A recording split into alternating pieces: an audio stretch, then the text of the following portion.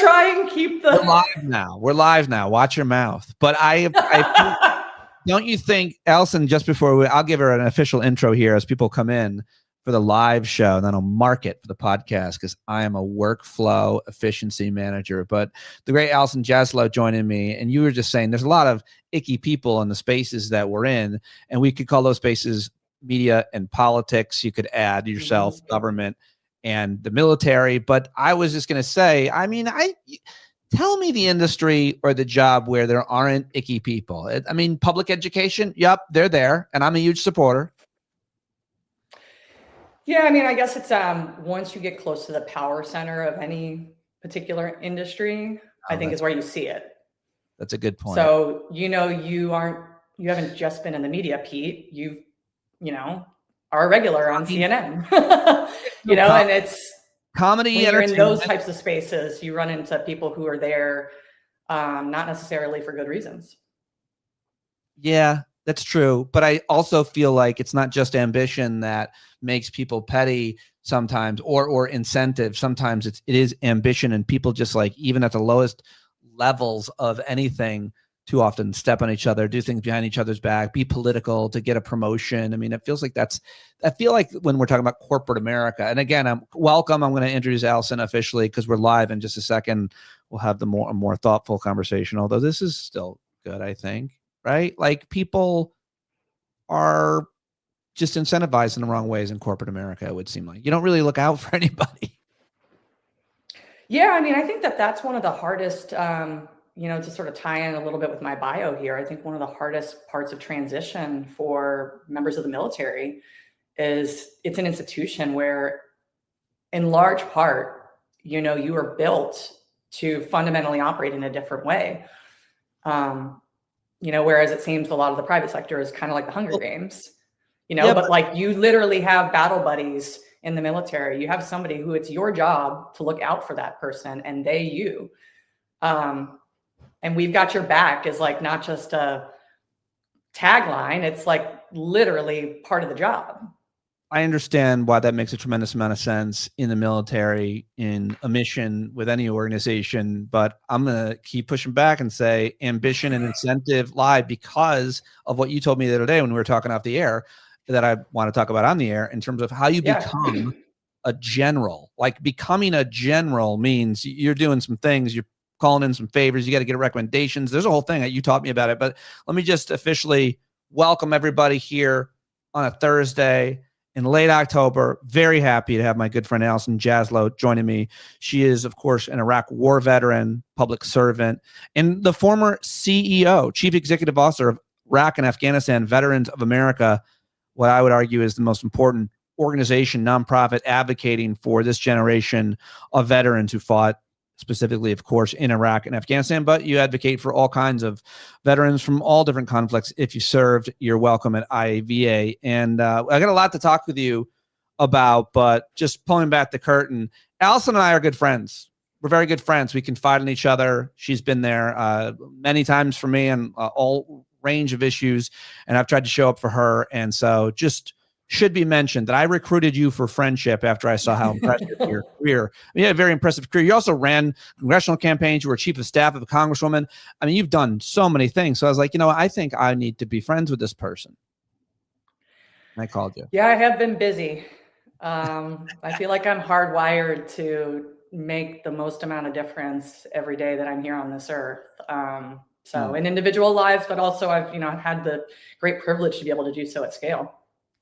Do you ever then feel like you're having do you feel bad about having a lazy day where you aren't creating change and doing things that impact society, the world, your own health? Because I do. Yeah. I mean, I want to feel human. I actually had a little bit of a rough patch last week because I'm, as you know, wrestling with what is the, best and highest use of my time and talents right now at this important time that we find ourselves in our country, and if I don't feel like I'm making the impact that I know I can make, it weighs heavy on me. you know? And so you're in transition between being chief executive officer of Iraq and Afghanistan and Veterans of America and whatever's next. And it could be so many different things because of your background. But for someone like yourself, and I think we're similar this way, being in transition is to a certain extent feeling not in full control and not making the kind of impact that you want to make on a regular basis with a kind of mission focused idea. And I share that, although my mission is all over the place, but I understand why that's hard. We've been talking about it. So I get it, obviously, but I want to ask yeah, you, based on your background, whatever you do sure. next, I'm excited to see, of course, but based on your background, I want to talk to you about several different things. Are you ready? I'm ready. Because people focus a lot on military issues and veterans issues with you, as they should, and you should be invited into any conversation dealing with those issues. And I'm going to get to them. But people don't, I think, ask you enough publicly. I have obviously privately talked about politics, specifically Democratic politics, because you've worked on different campaigns. And I wanted to just get your general take on where the Democratic Party is today. You've seen a lot. You've worked within the machine. You've worked in Washington. You worked on campaigns. And I just want to get your kind of general ideology, your general consensus on, today's Democratic Party with Chuck Schumer and Hakeem Jeffries on one end. And then you got candidates like Mondani and Graham Plattner on the other end. And then you've got a whole bunch of, I think, really effective and influential folks in the House that could eat, many of which I think could be great presidents. What are your thoughts on the Democratic Party today? I mean, I think you're seeing a lot of like cross pressures as it relates to the party. I think there's still a great deal of disbelief that there was a loss in 2024. And then, I think that it's clearly a generational moment or a struggle between generations. You see a lot of aging House members. I think the House of Representatives has lost 3 sitting members of Congress, have died in their seats because they stayed there so long, just this year alone on the Democratic side.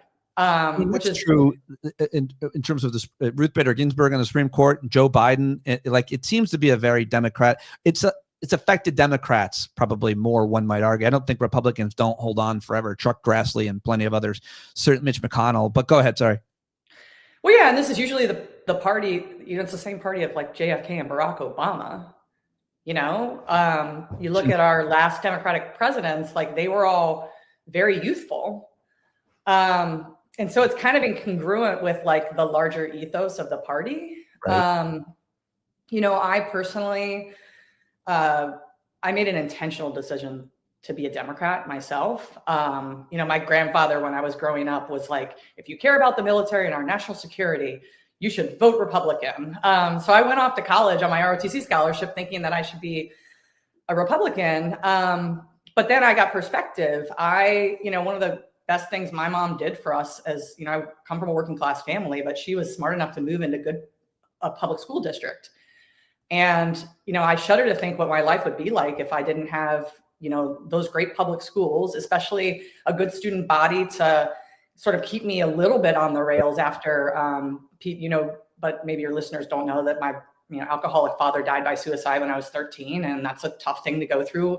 I tried to avoid as hard as possible, feeling those feelings, but it definitely creeps up in other ways. But I think being around good kids at a good school really helped me a lot. Once my dad died, we also got Social Security benefits, which go to dependents in addition to seniors in this country, to help, people make ends meet, who come from working class backgrounds. And, my stepdad was also a grocery store worker who was, had a really good contract from the UFCW. And once I got to college and I realized all of that, I made an intentional decision to become a Democrat because it was a matter of integrity to me. Democrats were the party that, instituted Social Security. They were the party for working people, or at least back when, in 2001, when I had this aha in my life. And so I think one of the things that it's very widely reported in the New York Times and other publications is, whether we've lost our way as it relates to making sure that we are actually standing up for working people, which is two parts. It's not just in the policies you put forward, but if you don't connect with people, if they don't believe that you understand their lived experience, it's hard to inspire them to vote for you too, And so I think that's why you're seeing, some of the candidates resonating the way that they are, even if they're outsiders or outside of the box, because they vibe. I know you're hurting, or I know how hard you fought to do X, Y, or Z for your family. And I think people are really thirsting for that in addition to Faces of the Future right now. Let me ask you, that's all really interesting, much of which I want to follow up on, but I want to ask you specifically about some of these new candidates and just trying to understand the process, because we hear people use certain words and language around the process to find a candidate or the process to run for office. Specifically in Maine, you've got this guy, Graham Plattner. And a lot of people are saying about him and other candidates that they were made in a lab, that consultants kind of created them. There's all kinds of ways someone might come to the decision to run for office, especially locally, like, Board of Education, where you're not getting paid, much less town council or Congress or U.S. Senate. Lots of reasons that you want to make a difference. Good reasons, I think, that you could argue. There's all kinds of insidious, evil ones as well. But in this case, people are saying that consultants kind of created him. They worked with Bernie Sanders people and they found this guy. And then my understanding is, they come to the guy, people approach him and say, listen, have you ever thought about running for office? And he's like, oh, let me do my Graham Plattner. I'm Graham Plattner. I'm the most manly guy I've ever heard talk ever. I make Will Arnett seem feminine. The point is that they came to him. And I don't think that's a terrible idea, because on the other end, my friend Jay Alcovan, who's a very smart lawyer and comedian, is thinking about running for Congress. He's talking about it openly. He would give anybody, talking about his podcast, he would love if someone, came to him and said, we can raise the money. How does it work? How did it work in Graham Plattner? How cynical should we be about the process? So traditionally, the committees in Washington, D.C. have recruited, at least for the top races in the country, the most competitive ones, where each side has an opportunity to either win a competitive open seat or knock off a vulnerable incumbent. Sometimes they're successful at doing that well. Sometimes they do a terrible job at it. The committees, just to be clear, the committees being the DCCC for House seats, and then the Senate candidate committee, what its equivalent, which the DSCC, yes, and there's also the NRCC and the NRSC. Right. Okay. So, and those are very heavily in. Could you just? I'm sorry, but I don't know that much about those organizations. I understand a little bit about what you're saying here, but are those very much run by the electeds themselves, or are they run by outside operatives that are impacted by special interests whose money they raise? Like, how much of who runs those committees? I mean, they're staffed by political professionals. So individuals who have a lot of experience specifically on campaigns, and many of them out in campaigns across the country before they find their way to Washington, D.C. Right. Leadership is heavily involved. Elected leadership on each side is heavily involved in fundraising for the committees, but also selecting leadership for the committees too. So, there's an elected member who's a chair of the DCCC currently, and there's an elected member who's the chair of the DSCC right now, and leadership put them there. There was a time when the DCCC toyed with voting from the caucus who that chair was. For a variety of reasons, that didn't work out so well. But then, those two leaders spent a lot of time raising resources, not just for committee operations, but also for their independent expenditure arms, and helping to raise for their preferred candidates as well. Right. I mean, you see one example, I think I'm just read about it, that like Chuck Schumer and the Senate, the DSCC have picked Janet Mills, the current governor. They're backing her to run for Senate. And Graham Plattner, also running for Senate, He's more of got the backing of consultants. He's raised a lot of money. He's this great candidate. Bernie Sanders is obviously went to this rally, filled up a whole arena with him, give him a lot of star name, all that. So, but that's it seems like one example of something we're seeing play out right this minute. The Senate, Chuck Schumer's old Chuck Schumer has picked an old woman. She's 77.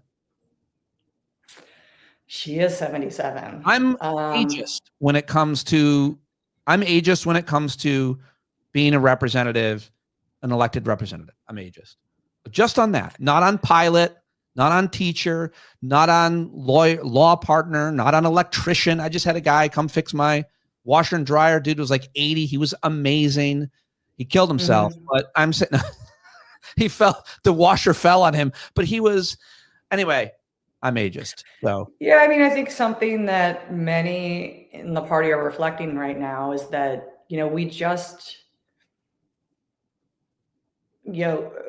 we just experienced rationalizing what we felt like was the safe choice. But that there are also, some questions. And I say that, the safe choice going into 2020. Yeah. Joe Biden. Of course, many people thought at the time that Biden would just be a transition president. So I think that gave some people peace of mind. Well, it turns out maybe you struggle at a certain point to even make good decisions for yourself, as many people have experienced with their aging parents. And so I think what some people are reflecting on right now, whether it's in Maine or elsewhere, is should we be rationalizing some of the safer choices just because it's people who have won statewide before?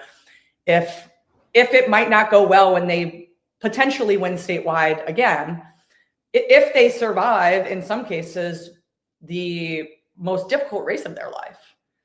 Federal races are a totally different ballgame than some of these races that have been. Oh, that's an interesting thing to try to explore too. And just to be clear, I have followed the Graham Plattner controversies, the things that he said in the past, his tattoos.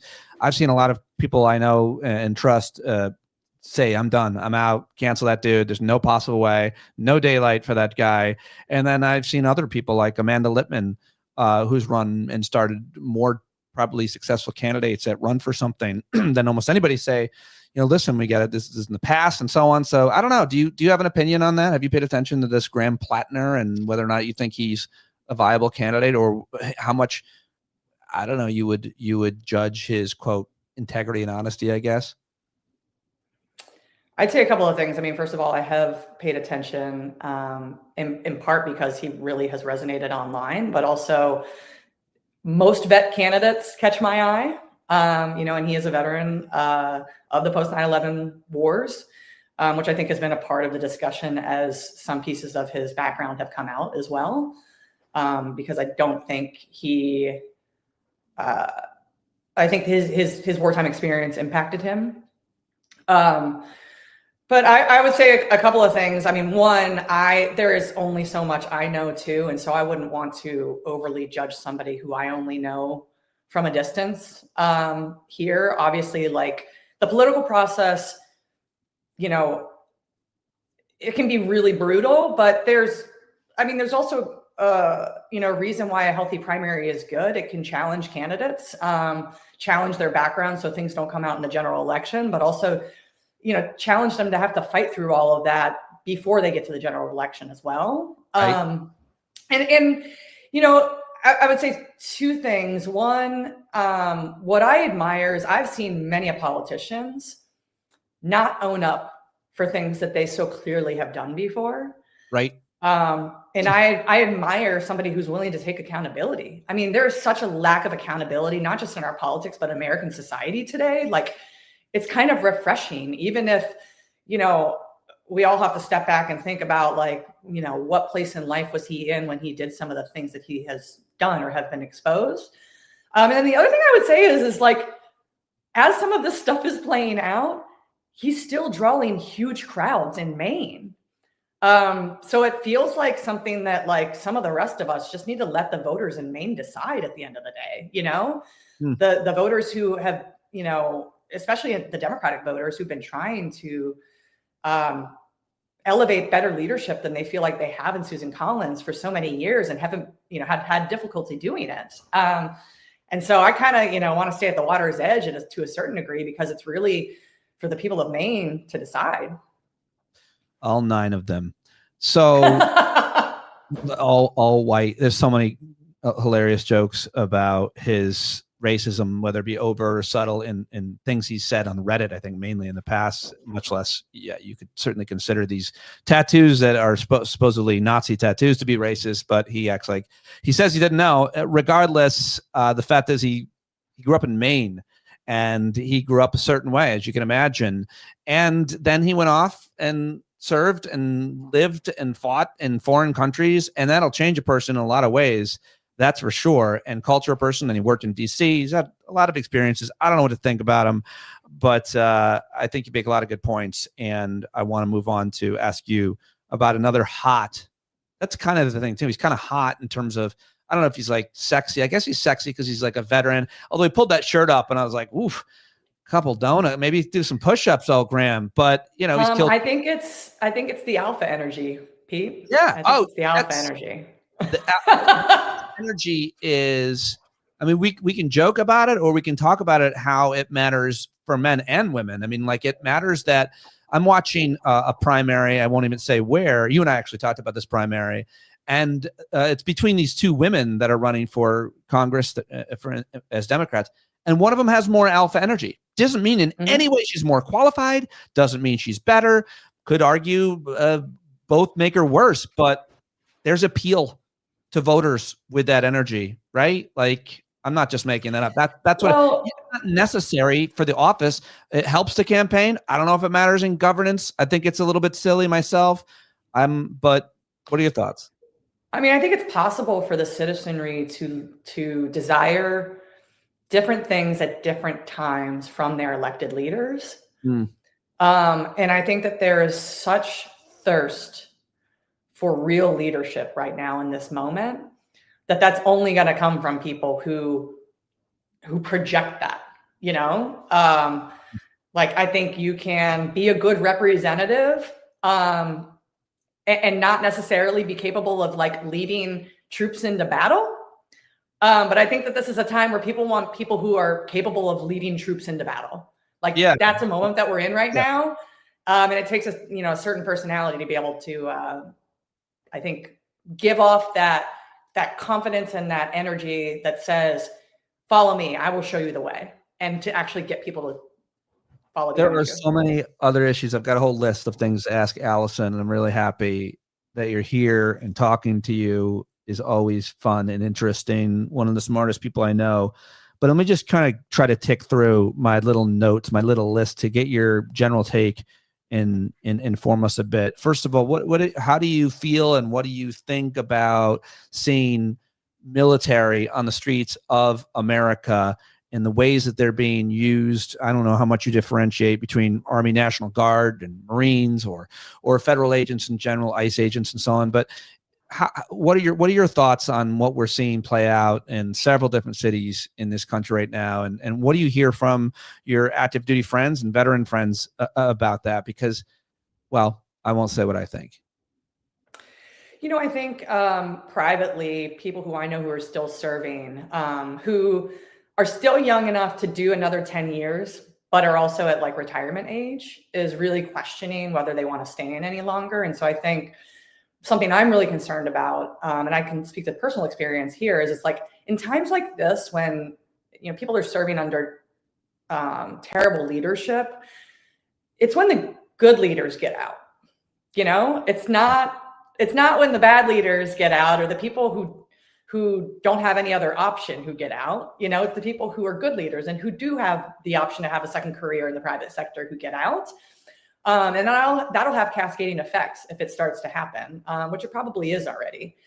As it relates to the Guard, I would say I understand why people. By the way, can we just unpack good leader? Because in this current situation, a good leader might be someone who doesn't want to take or follow an order that he or she knows is bad, is unlawful, could get that person in trouble. Maybe the president's got he's covered for everything now by the Supreme Court, but this general might not be. This captain might not be. And sometimes I feel like when you're saying good leader, I'm not necessarily sure what that means. So, but I feel like it means that person versus son of a sycophant, if you will, to the dear leader. I mean, I'd say a couple of things. One, my definition of a leader is somebody who like takes responsibility for developing potential in people and organizations. And I think there's ways that you can do that in a military context and elsewhere. When it comes to ethics, listen, I have a reasonable degree of confidence that most leaders in the military aren't going to execute unlawful orders. But then, you and I talked about this the other day, Pete, but are there leaders in there who, in this moment that demands of all of us to be courageous, in the gray areas, are they just going to stay mum, or are they going to have the courage to make waves?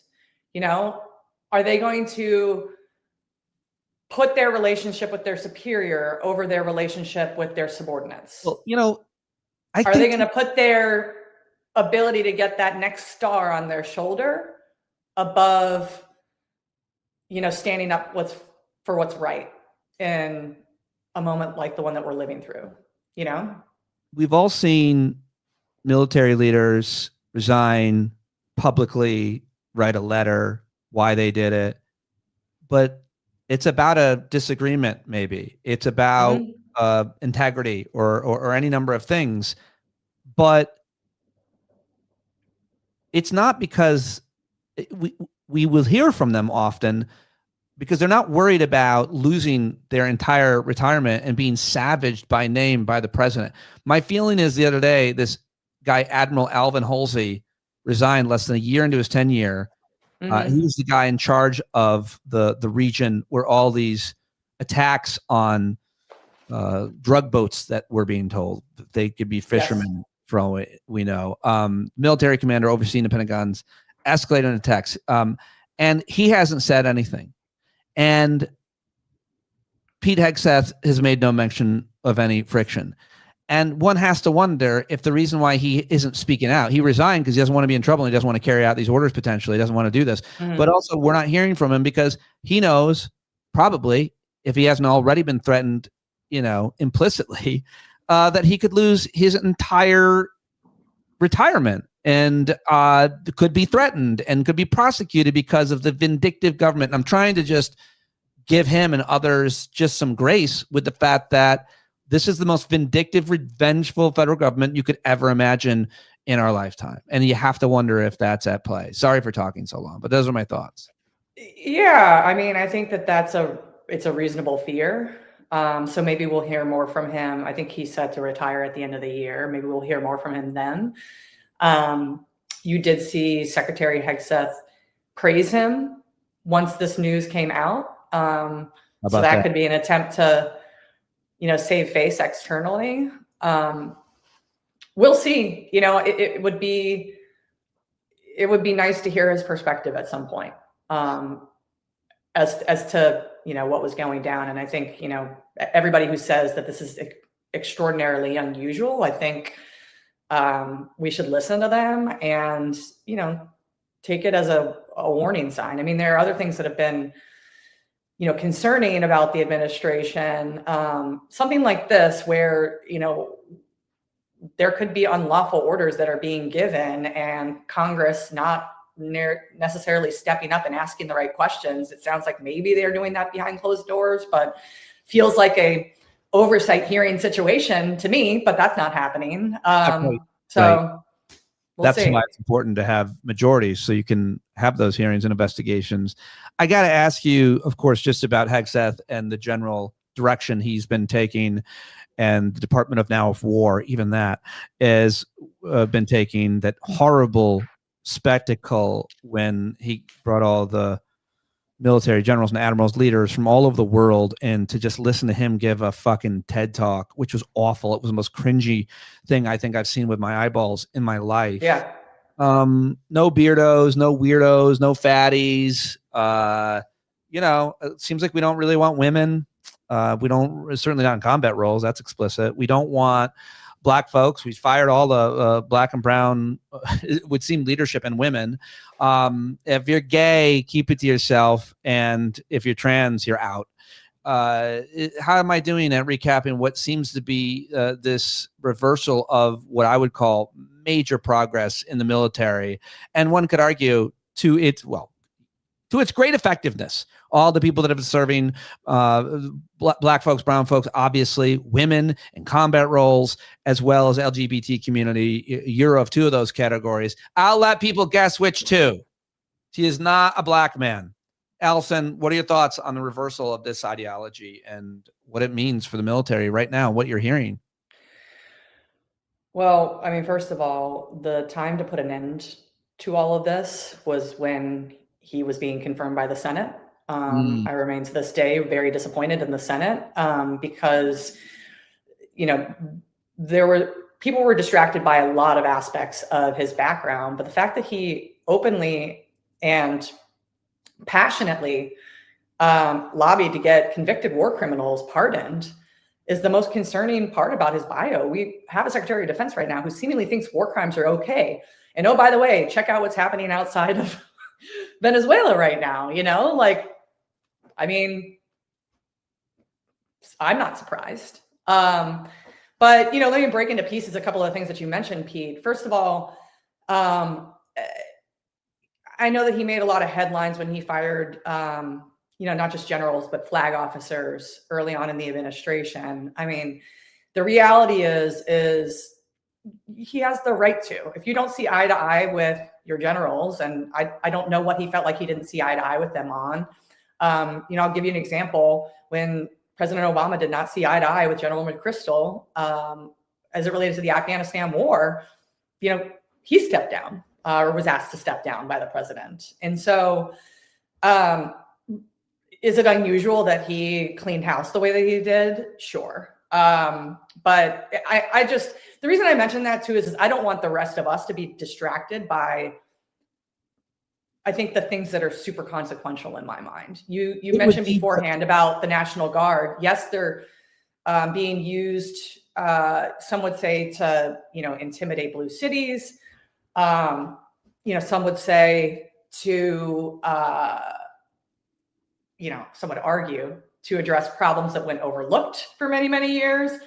But the reality is I think we can all see that it's a little bit of a political stunt at the same time. And what we're doing is we're taking National Guard troops off missions and also out of their civilian jobs to execute these missions. And to me, the stuff that's getting headlines around these deployments is sort of overlooking the brass tacks consequences of us manipulating the military in the way that we are right now. To include bringing all these generals in for, a meeting that was meant to be a performance, it feels like what mission were they supposed to be standing watch over, that we pulled them off of on a moment's notice for, a message that could have been sent over Zoom or via email.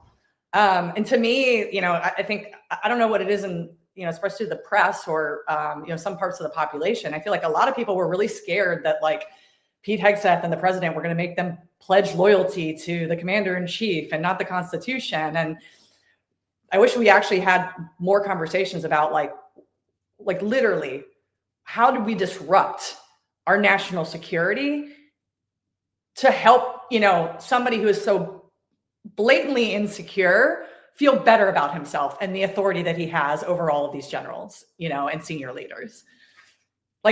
There had to have been national security consequences. We literally intentionally made ourselves vulnerable across the globe to make two men feel better about themselves.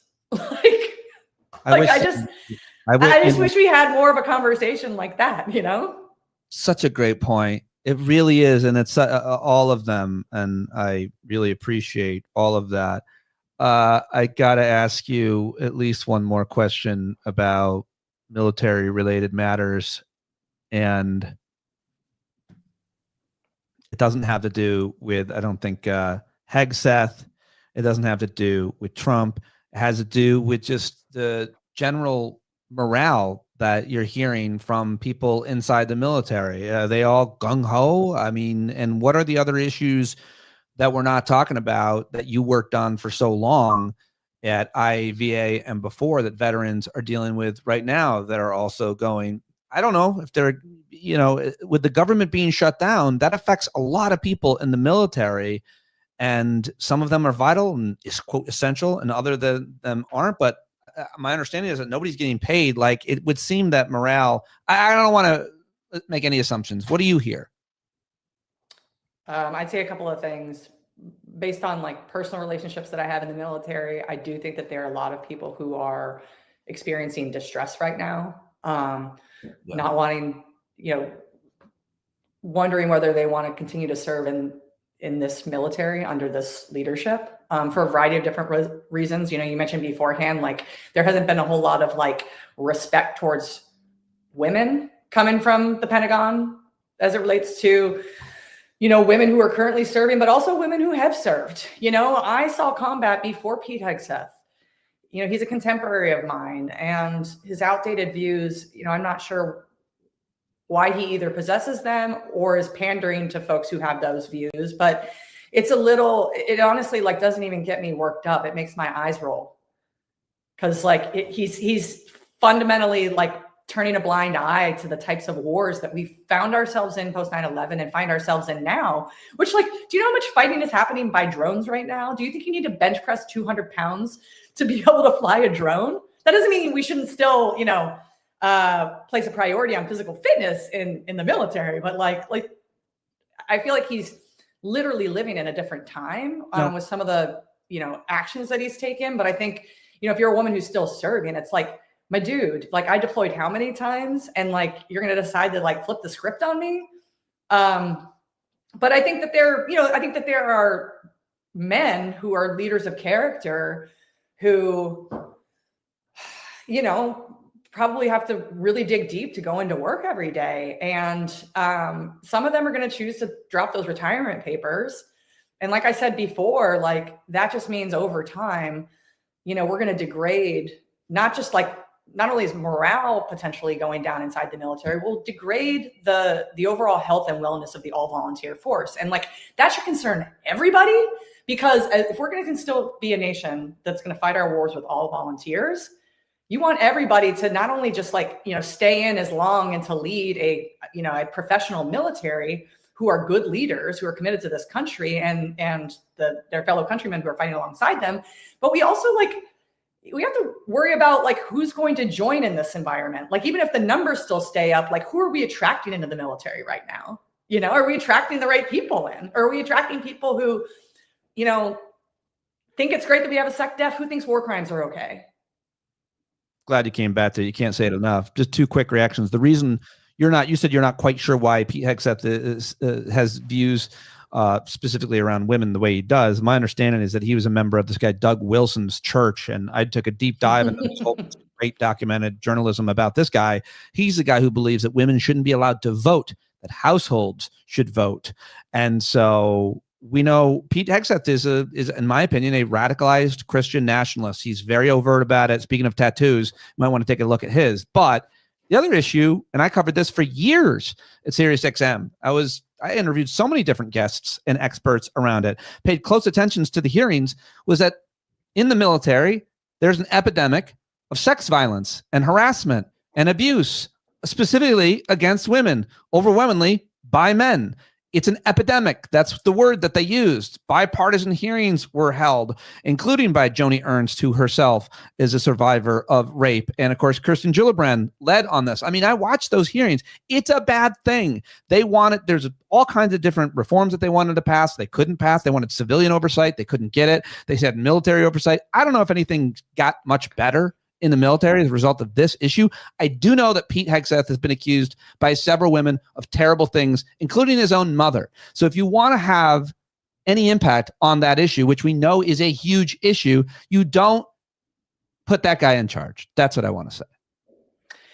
Well, thankfully, there were some serious reforms that were made to the military justice system a few years back. Joni Ernst was, in my view, it's something that Kirsten Gillibrand fought for many years. And, Joni Ernst, though, ended up, I think, helping it get over the finish line once she Oh, joined the fight. She was the key vote. Yeah. She was the key holdout. So in the end, you went back to blaming. You're going to blame anybody most. Maybe it's her. Yeah. And I dream about a world in which, Hegseth's nomination was pulled and she was put in as Secretary of Defense.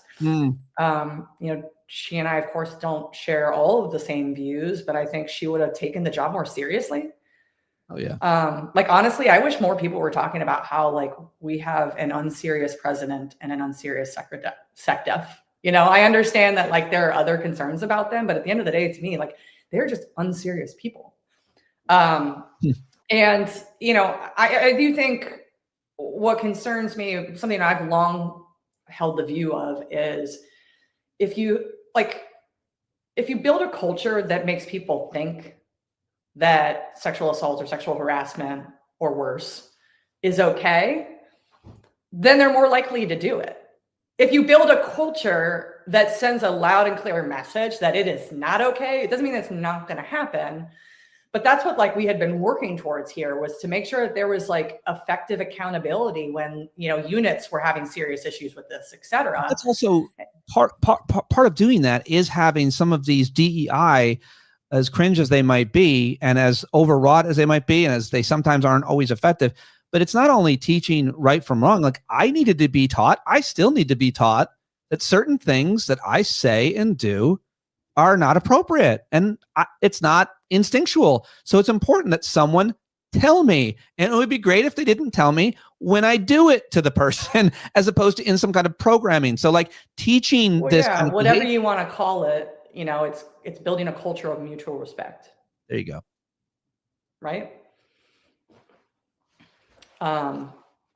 So, and I mean, I think that that's as important for the military, especially because of the consequences of not doing so in an institution like that. But any organization, don't we all want to work in an organization that has a culture with mutual respect? Feels like we're ending where we started in terms of working in an organization that has wholesome ideas and ideals as to what you bring to the job every day. We should talk about where the greatest work culture is. I wonder if people watching have an idea, or if you've ever had a job, a gig, a place that you worked where you're just what, everybody here is legit cool and treats each other with fairness and respect. Nobody's perfect. We all make mistakes, but this is the coolest, most comfortable place I've ever worked or volunteered at or something. I don't know. Well, Pete, do you know the overused phrase, be the change you want to see in the world?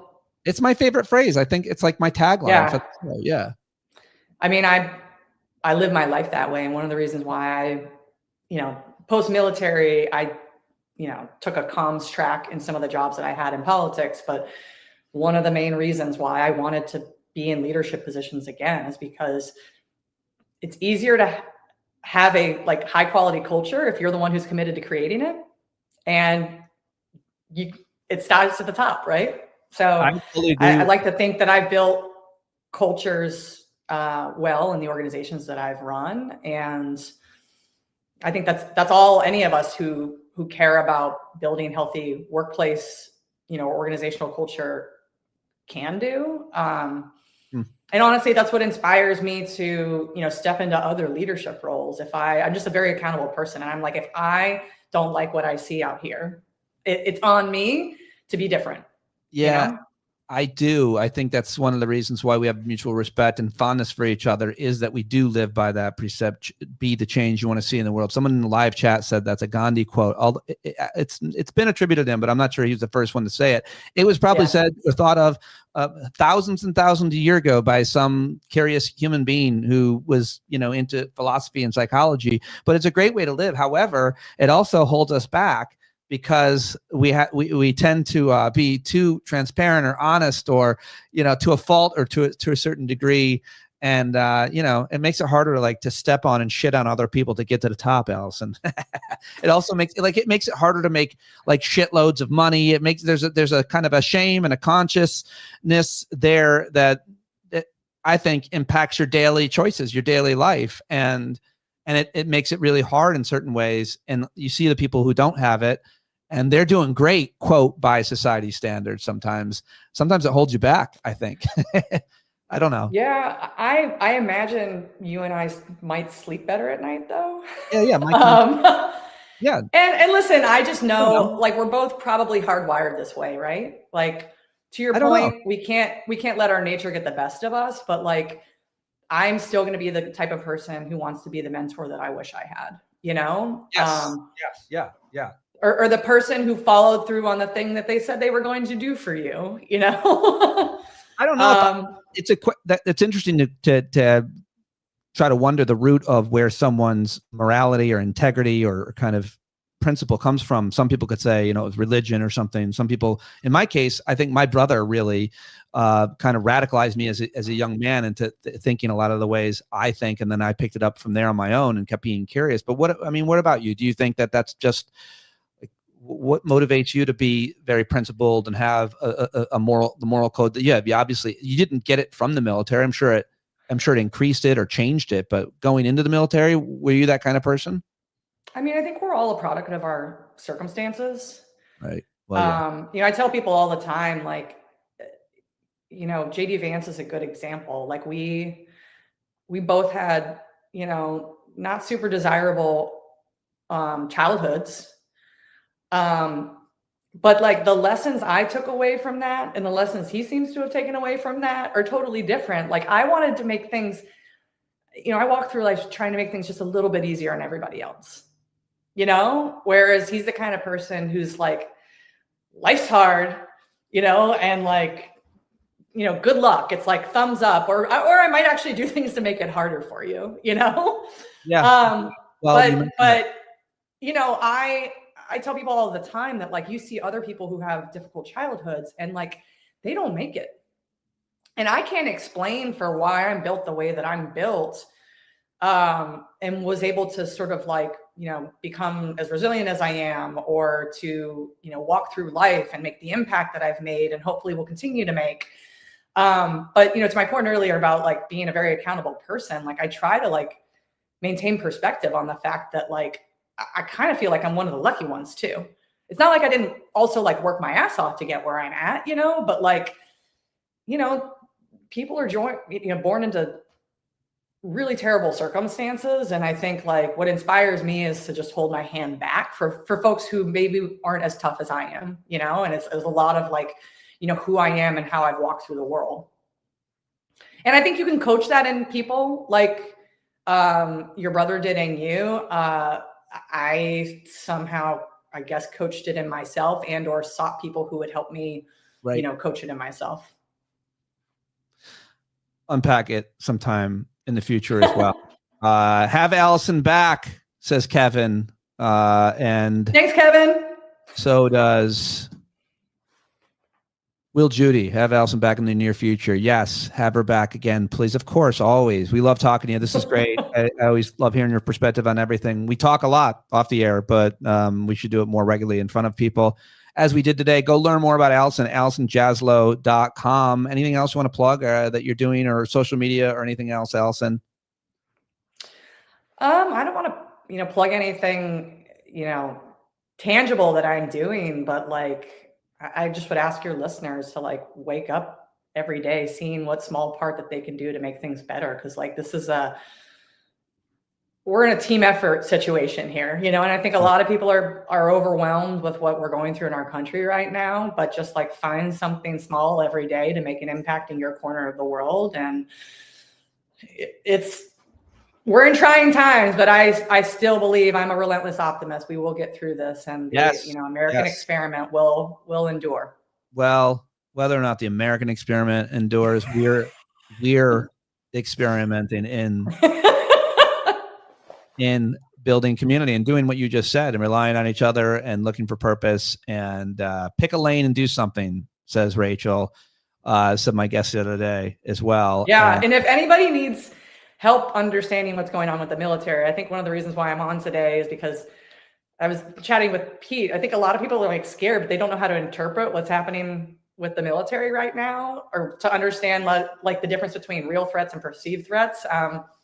I'm here to be of service. We will do it again very soon. Talk about we'll do a whole segment called real set threats and perceived threats. Thank you, Allison, for joining me. Really appreciate it. Of course. Thanks. All right. I gunned her out of here, and stay there, Allison. That's how it works here, I guess, because that's how I do the recording for the podcast. Thank you, everybody, for watching live. This is now just for those folks that are watching live. I can't do this without your support. I get the best guests, as just evidenced by Allison Jaslow, every day here.